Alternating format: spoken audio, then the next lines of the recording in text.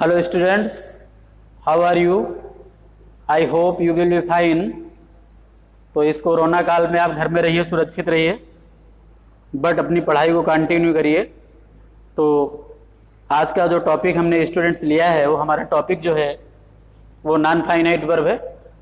Non finite verb को define मैंने पिछले वाले वीडियो में किया था कि ऐसी वर्ब्स जिन पर सब्जेक्ट और टेंस का कोई प्रभाव नहीं पड़ता है उन्हें हम लोग नॉन फाइनाइट वर्ब के नाम से जानते हैं। और नॉन फाइनाइट वर्ब के प्रकार हमने बताया कि 3: इन्फिनिटिव, जीरंड, पार्टिसिपल, जिसमें कि स्टूडेंट हमने जीरंड पढ़ा दिया आपको पिछले वीडियो पे। आज का जो टॉपिक हमने लिया है स्टूडेंट आपके लिए वो इन्फिनिटिव लिया है। सेंटेंस जरा देखेंगे। आई वांट टू गो, दूसरा शी वांट्स टू गो, तीसरा she wanted go to go. आप जरा एग्जाम्पल देखिए, ये जो टू गो लिखा है, ये जो टू गो और ये टू गो जो हमने तीनों पे लिखा है, स्टूडेंट इनमें कोई बदलाव आया है क्या? नहीं आया। आप कह रहे हैं नहीं आया, सही है, नहीं आया। और इसलिए नहीं आया स्टूडेंट कि ये नॉन फाइनाइट वर्ब है। इसी को तो डिफाइन कर रहे थे कि इस पर ना तो सब्जेक्ट का प्रभाव पड़ता है और ना ही किसी टेंस का। अब आप इसे देख लीजिए, I want to go, she wants, यहां पे वांट्स लगाना पड़ा लेकिन टू गो लिखा आपने। ये पास्ट में आपने लिखा शी वांटेड टू गो, लेकिन तीनों जगह स्टूडेंट्स हमारा टू गो ही रखा गया है। फाइनाइट वर्ब पे हमने फाइनाइट वर्ब को डिफाइन भी हमने किया था कि फाइनाइट वर्ब उन वर्ब को कहते हैं जो टेंस और सब्जेक्ट के मुताबिक बदल जाती है। अगर आप देखें तो स्टूडेंट वहां पे वांट लिखा है, यहां पे वांट्स लिखा है, यहां पे वांटेड लिखा है। स्टूडेंट कहने का हमारे आशय ये कि ये जो वांट, वांट्स, वांटेड हैं जो बदलती हैं टेंस और सब्जेक्ट के मुताबिक, ये हमारी क्या है? Finite verb. क्या है स्टूडेंट? इन्हीं को हम लोग क्या करते हैं? Finite verb. और जो टू गो है हमारा, ये क्या है स्टूडेंट? Non finite verb. क्या है ये? नॉन फाइनाइट वर्ब है। ये फाइनाइट वर्ब और ये नॉन फाइनाइट वर्ब। अब जो टू गो लगाया हमने स्टूडेंट, तो ये टू गो है ना, इसी को हम लोग क्या बोलते हैं? इन्फिनिटिव। इसी को क्या बोलते हैं हम लोग? इन्फिनिटिव। तो अब डेफिनेशन तो आपको पता हो गई होगी।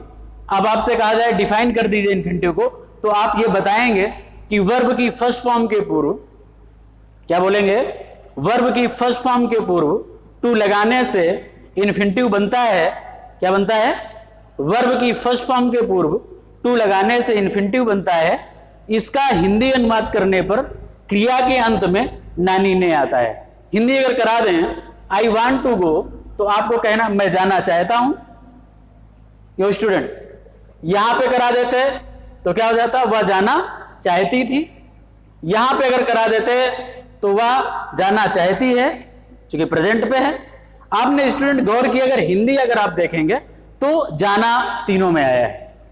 तो जाना पे तो कोई अंतर हुआ नहीं, क्योंकि वो नॉन फाइनाइट वर्ब थी। उसी की अंग्रेजी आप टू गो लिख रहे थे, तभी तो तीनों में टू गो ही आपने लिखा है। तो इसमें जो टू गो आप देख रहे हैं स्टूडेंट, इसी को हम अंग्रेजी में क्या बोलते हैं? इन्फिनिटिव बोलते हैं। आई मीन टू से टू प्लस वर्ब की फर्स्ट फॉर्म अगर लगा देते हैं स्टूडेंट तो इन्फिनिटिव बन जाता है। एक परफेक्ट जो कि इन्फिनिटिव भी होता है, तो उसको भी हम आपको बता दें। उसके लिए आपको करना ये पड़ता है टू हैव प्लस वर्ब की थर्ड फॉर्म लिखनी पड़ती है। ये परफेक्ट इन्फिनिटिव होता है। और इसके अगर आगे देख लें तो इसकी स्थिति स्टूडेंट एक्टिव इन्फिनिटिव है। बात समझ में आई? अगर इसका पैसिव अगर आप देखेंगे स्टूडेंट, तो पैसिव जब देखेंगे आप तो यहां पे आपको टू लगाना पड़ेगा, फिर आपको बी बढ़ाना पड़ेगा और वर्ब की थर्ड फॉर्म लिखनी पड़ेगी।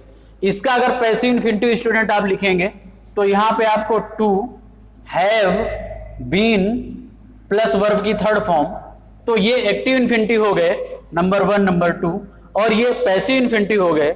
स्टूडेंट जिनमें टू दिखता है, ये इन्फिनिटिव का चिन्ह है, जिनमें दिखता है उसी को हम लोग फुल इन्फिनिटिव बोलते हैं। इंपॉर्टेंट है। इसलिए गौर से वीडियो देखें, समझें, प्रयास करें। इसी को फुल इन्फिनिटिव बोला जाता है। तो स्टूडेंट आपने फिर एक बेयर इन्फिनिटिव सुना होगा। ये फुल इन्फिनिटिव उसे कहते हैं जिनमें टू दिखता है। अगर इन्फिनिटिव आया है, कुछ ऐसे सिचुएशन होती हैं, सेंटेंस पे आ जाती हैं जब आप टू को हिडन कर लेते हैं, यानी इन्फिनिटिव होता है लेकिन टू स्टूडेंट आप शो नहीं करते वहां पे, तो उसी को हम लोग क्या बोलते हैं? बेयर इन्फिनिटिव बोलते हैं। क्या बोलते हैं स्टूडेंट? बेयर इन्फिनिटिव बोलते हैं, जिसमें टू क्या होता है? हिडन रहता है। मान लीजिए अगर बेयर इन्फिनिटिव नंबर 1 में लिख दे तो यहां पे केवल वर्ब की फर्स्ट फॉर्म आई होती ना। अगर इसका पैसिव लिख देते तो फिर यहां पे आपको क्या करना पड़ता? बी बढ़ाना पड़ता और प्लस वर्ब की थर्ड फॉर्म लिखनी पड़ती बेयर इन्फिनिटिव की। परफेक्ट में अगर चले जाते हैं आपको तो यहां पे हैव लिखना पड़ता, क्योंकि टू तो लिख नहीं सकते थे, बेयर इन्फिनिटिव था। फिर आपको वर्ब की थर्ड फॉर्म लिखनी पड़ती। पैसिव अगर चाहते हैं तो यहां पे आपको हैव बीन लिखना पड़ता। क्या लिखना पड़ता? हैव बीन प्लस वर्ब की थर्ड फॉर्म, चूंकि टू यहां पे दिखा नहीं सकते, हिडन कर सकते हैं आप, हिडन कर लेते हैं चूंकि। तो हमने स्टूडेंट आपको फुल इन्फिनिटिव बताए, बेयर इन्फिनिटिव बताए। फुल इन्फिनिटिव उन्हें कहते हैं जिनमें टू दिखाई देता है, और बेयर इन्फिनिटिव उन्हें कहते हैं जिनमें टू दिखाई नहीं देता है। अब कब नहीं दिखाई देता? इसलिए वो सेंटेंस की सिचुएशन में पता चलता है वो कौन सी वर्ब आई होंगी जब बेयर इन्फिनिटिव आएगा, तो वो बात का टॉपिक है, वो बताया जाएगा कैसे क्या होता है। तो ये बात तो स्पष्ट हो गई आपको। इन्फिनिटिव आप जान गए, फुल इन्फिनिटिव आप जान गए, बेयर इन्फिनिटिव आप जान गए, एक्टिव जान गए आप, उसका पैसिव जान गए आप। ये तो बात आपको स्पष्ट हो गई। स्टूडेंट इसी के आगे अगर थोड़ा सा और बढ़ जाए, हम आपके टॉपिक ले लें बुक से, तो उसमें बताया गया जो इन्फिनिटिव का जो फर्स्ट प्रकार है वो सिंपल इन्फिनिटिव है। क्या है स्टूडेंट? Simple infinitive. इसको कॉपी में नोट भी करना है स्टूडेंट, क्योंकि समझने के लिए कई बार लिखना भी पड़ता है, याद भी करना पड़ता है। इसलिए जब तक आप लिखते नहीं, उसको लर्न नहीं करते, तब तक भूल जाते हैं। क्योंकि वीडियो एक बार देख लेते हैं ना, तो थोड़ी देर तो पता रहता है, इसके बाद फिर से भूल जाते हैं आप। उसको बनाए रखने के लिए स्टूडेंट या तो कई बार वीडियो को देखें या फिर आप लिखें। तो इन्फिनिटिव का जो पहला प्रकार था स्टूडेंट, उसमें ये बताया गया कि सिंपल इन्फिनिटिव है, जो जिसे आप सिंपल इन्फिनिटिव बोलते हैं, वो सिंपल इन्फिनिटिव नाउन का काम करता है। क्या काम करता है? यानी अभी जीरेंट हमारा नाउन का काम कर रहा था, अब जो सिंपल इन्फिनिटिव है वो एज ए नाउन काम करता है। कैसे करता है? नाउन के रूप में। स्टूडेंट अगर नाउन के रूप में काम करता होगा तो फिर तो कंडीशन वही लागू हो गई होगी जीरेंट वाली। अब कैसे लागू होगी जरा देखें। सिंपल इन्फिनिटिव काम कैसे करता है? नंबर 1 काम इसका ये है कि सब्जेक्ट टू अ वर्ब हो सकता है, सब्जेक्ट टू अ वर्ब हो सकता है। सेकेंड नंबर देखें स्टूडेंट, तो ऑब्जेक्ट टू अ वर्ब हो सकता है। तीसरा अगर नंबर देखेंगे स्टूडेंट, तो ऑब्जेक्ट टू अ प्रीपोजिशन हो सकता है, ऑब्जेक्ट टू अ प्रीपोजिशन। इसके आगे अगर फोर्थ नंबर देखेंगे तो कॉम्प्लीमेंट हो सकता है, क्योंकि नाउन का काम कर रहा है ना, कॉम्प्लीमेंट टू अ वर्ब हो सकता है। अब ये बात समझ में आ गई। एक काम और करता है student, case in opposition, case in opposition. यानी ये जो 5 तरीके हमने लिखे, इस 5 तरीके से एज ए नाउन या सिंपल इन्फिनिटिव आपका काम करता है सेंटेंस पर। सब्जेक्ट का वर्ब का सब्जेक्ट हो सकता है, यानी आप इसको सब्जेक्ट बना सकते हैं। जैसे कल आपने लिखा था walking is a good exercise, अगर वो ना चाहते तो वॉक लिख देते, जैसे ये लिख दें to walk is good for health. Student इसकी भी हिंदी वही है, हिंदी इसकी क्या निकल आई? टहलना स्वास्थ्य के लिए अच्छा है। अब देखें नाउन का काम कर रहा है, सब्जेक्ट के स्थान पे है, सब्जेक्ट टू ए वर्ब है, सब्जेक्ट के स्थान पे आया है स्टूडेंट, सब्जेक्ट काम कर रहा है। Second object to a verb, second लिख दें आई लव, लव का अर्थ बहुत पसंद होना, कोई चीज जब ज्यादा अधिक पसंद होती है उसके लिए लव वर्ब का प्रयोग करते हैं। और लिख दें I love walking, sorry I love to walk, क्योंकि वॉकिंग सही है लेकिन वो जीरेंड पे हो जाएगा। तो आई लव टू वॉक लिखा। अगर इसे आप टू वॉक को आप देखें इसको, इसका अर्थ क्या है? मुझे टहलना बहुत पसंद है। इसकी हिंदी क्या है? मुझे टहलना बहुत पसंद है। आप टू वॉक को देखें तो ये जो है ये सब्जेक्ट है, ये टू वॉक क्या है स्टूडेंट? ऑब्जेक्ट है। ऑब्जेक्ट टू ए प्रीपोजिशन अगर देखेंगे तो हालांकि बहुत ज्यादा प्रीपोजिशन के साथ नहीं आता, एक दो है जैसे आ जाता है सेंटेंस। जैसे बोला जाए I am about to go, तो जो अबाउट है जो कि ये प्रीपोजिशन है इसके साथ लगा है, तो ये I am about to go preposition to a object है। ठीक है। कॉम्प्लीमेंट टू ए वर्ब अगर देख लें, फोर्थ नंबर सेंटेंस अगर देख लें, अब कॉम्प्लीमेंट टू ए वर्ब कैसे होगा? जैसे अगर लिख दें इट इज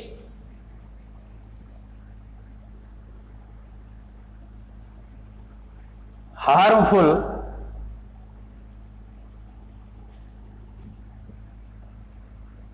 टू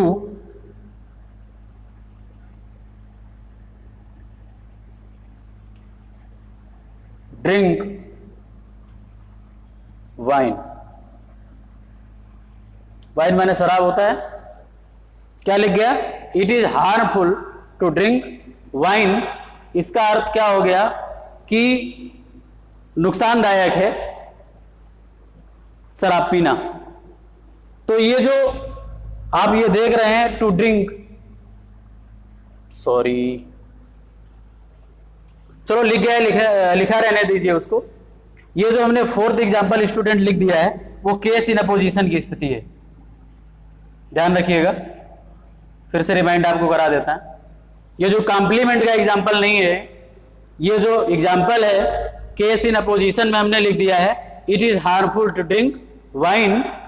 अब ये अपोजिशन पे इसलिए है कि अगर to drink wine is harmful लिखा जाता तो सेंटेंस हमारा राइट होता। तो ये जो सेंटेंस हमारा it is harmful to drink wine student लिखा है, ये फोर्थ नंबर सेंटेंस, ये कॉम्प्लीमेंट टू ए वर्ब नहीं है, ये केस इन अपोजिशन पे आया है, केस इन अपोजिशन बोलते हैं। अब कॉम्प्लीमेंट टू ए वर्ब अब देख लीजिए। चलो सेंटेंस यहीं पे लिखे, 5 नंबर दे देता है, इसको 5 नंबर नाम दे दे रहे हैं और फोर्थ यहीं पे लिखे दे रहे हैं। अब जैसे कर दें his desire is to see the Taj. अब सेंटेंस आप देख लीजिए, ये जो बना है ये सेंटेंस है उसकी इच्छा ताजमहल देखने की थी। अब देखो स्टूडेंट, ये जो आया है ये टू सी, ये कॉम्प्लीमेंट टू ए वर्ब है। कल हमने बताया था कि जो कॉम्प्लीमेंट होता है वो टू बी की फॉर्म्स के बाद आता है, यानी is am are was were होती हैं। ये जो टू सी है इसको स्टूडेंट हम लोग सब्जेक्ट कॉम्प्लीमेंट बोलते हैं। क्या बोलते हैं? क्योंकि कॉम्प्लीमेंट के जो प्रकार हैं स्टूडेंट वो 2 तरह के हैं। एक तो सब्जेक्ट कॉम्प्लीमेंट होता है और दूसरा ऑब्जेक्ट कॉम्प्लीमेंट होता है। ये जो यहाँ पे जो प्रयुक्त हुआ है टू सी स्टूडेंट, ये चूंकि सब्जेक्ट के अर्थ को पूरा कर रहा है इसलिए टू सी को क्या बोला जाएगा? सब्जेक्ट कॉम्प्लीमेंट बोला जाएगा। अब आप देख लीजिए ये जो यूज हुआ है ये केस इन अपोजिशन है, केस इन अपोजिशन है। पुनः देख लेंगे एक बार से। ये जो टू वॉक लगा है ये नाउन का काम कर रहा है, सब्जेक्ट के स्थान पे स्टूडेंट आया है। दूसरा आई लव टू वॉक आया है, ऑब्जेक्ट सेंटेंस पे आया है। तीसरा जो सेंटेंस है I am about to go, ये प्रीपोजिशन के साथ आया है। फोर्थ नंबर जो सेंटेंस है his desire is to see the Taj, ये कॉम्प्लीमेंट के रूप में टू सी आया है। और फिफ्थ नंबर जो सेंटेंस देख रहे हैं it is harmful to drink wine, ये जो आया है इन्फिनिटिव, ये केस इन अपोजिशन के अर्थ में आया है। इस 5 तरीके से प्रयोग स्टूडेंट सिंपल इन्फिनिटिव में होता है। तो एक चर्चा और शेष बच गई जीरेंडियल इन्फिनिटिव की। जीरेंडियल इन्फिनिटिव करता है क्या स्टूडेंट काम? जीरेंडियल इन्फिनिटिव एडजेक्टिव अथवा एडवर्ब का कार्य करता है। एडजेक्टिव और एडवर्ब कार्य करने का मतलब ये कि या तो नाउन की विशेषता बता रहा होगा या फिर वर्ब को मॉडिफाई कर रहा होगा या फिर एडजेक्टिव को क्वालिफाई कर रहा होगा। यानी इस तरीके से जो जीरेंडियल इन्फिनिटिव जो दूसरा नंबर हमारा है जिसको आप जीरेंडियल इन्फिनिटिव लिखते हैं,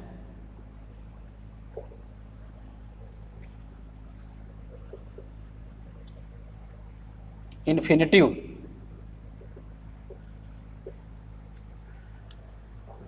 जीरेंडियल इन्फिनिटिव काम कैसे करता है? तो स्टूडेंट एज एन एडजेक्टिव, दूसरा है एज एन एडवर्ब। यानी दो तरीके से काम करता है। जो सिंपल इन्फिनिटिव है वो एज ए नाउन कार्य करता है, समझने वाला टॉपिक है, आज एग्जाम्पल नहीं दे रहे हैं, कल ढेर सारे एग्जाम्पल आपके सामने प्रस्तुत किए जाएंगे, रखे जाएंगे, आज केवल समझाने का प्रयास है हमारा। तो जो जीरेंडियल इन्फिनिटिव है वो एज एन एडजेक्टिव वर्क करता है और ये एज एन एडवर्ब करता है। अब देख लेंगे, अगर इस पे एग्जाम्पल आप देखें तो जैसे एग्जाम्पल ये कह दें, I am very happy to see you. ठीक है,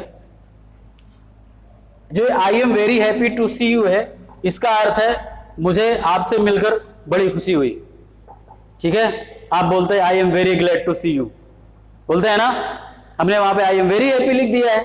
तो ये जो टू सी आया है, यहां आप जो टू सी देख रहे हैं, ये बेटा एडवर्ब का काम कर रहा है। इसका काम कर रहा है, क्योंकि जो हैप्पी एडजेक्टिव आया है ना, इसको ये क्या कर रहा है? क्वालिफाई कर रहा है। एक तरीके से और एडवर्ब की तरह बता दें, सेंटेंस ऐसे लिख दें, वी, आप किताब से है, ईट टू लिव।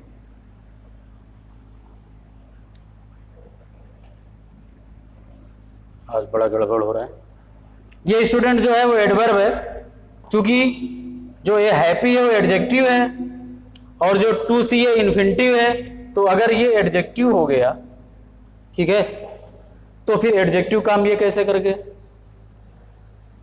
तब तो गड़बड़ है ना।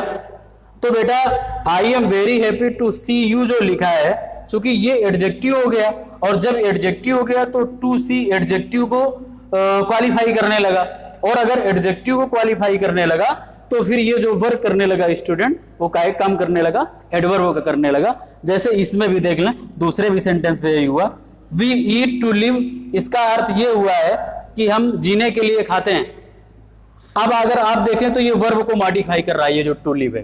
तो स्टूडेंट ये भी क्या है काम कर रहा है? ये भी एडवर्ब काम कर रहा है। यानी ये पहला वाला भी सेंटेंस एडवर्ब काम कर रहा है और दूसरा वाला भी सेंटेंस क्या काम कर रहा है? एडवर्ब कर रहा है। अब एडजेक्टिव वाला एग्जांपल दे दें, जैसे कर दें, I have no money to give away. Give away means बांटना होता है।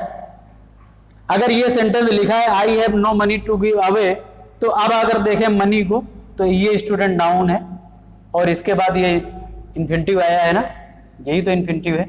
अब जो इन्फिनिटिव आया है ये टू गिव अवे, ये जो काम कर रहा है बेटा, ये एडजेक्टिव का हो रहा है। आप समझ गए होंगे, पुनः समझ लेंगे। तो जो फर्स्ट सेंटेंस है और जो सेकंड सेंटेंस है, यहाँ पे जो इन्फिनिटिव प्रस्तुत हुए हैं ये एज एन एडवर्ब वर्क कर रहे हैं। और I have no money to give away जो आया है लास्ट वाला सेंटेंस, इसमें जो टू गिव अवे इन्फिनिटिव आया है, ये काम एज एन एडजेक्टिव कर रहा है। तो आज हमने समझाने का आपको प्रयास किया इन्फिनिटिव। सिंपल इन्फिनिटिव किसे कहते हैं स्टूडेंट? फुल इन्फिनिटिव क्या है, बेयर इन्फिनिटिव क्या है, बनते कैसे हैं वो, एक्टिव इन्फिनिटिव कैसे बनता है, तो उसका पैसिव इन्फिनिटिव क्या होता है, फिर मैंने उसका जीरेंडियल इन्फिनिटिव बताया। तो काफी हमारी चर्चा आज हो गई उस पर, यही बताने का प्रयास हुआ। टॉपिक बड़ा था, एक साथ ना सारा काम हो नहीं सकता, एग्जाम्पल कैसे देते। तो जो इन्फिनिटिव एग्जाम्पल्स होंगे वो नेक्स्ट वीडियो में आपको मिलेंगे। तब तक आप इसको पढ़िए और समझने का प्रयास करिए। वीडियो अच्छा लगा हो तो सब्सक्राइब करें। Thank you.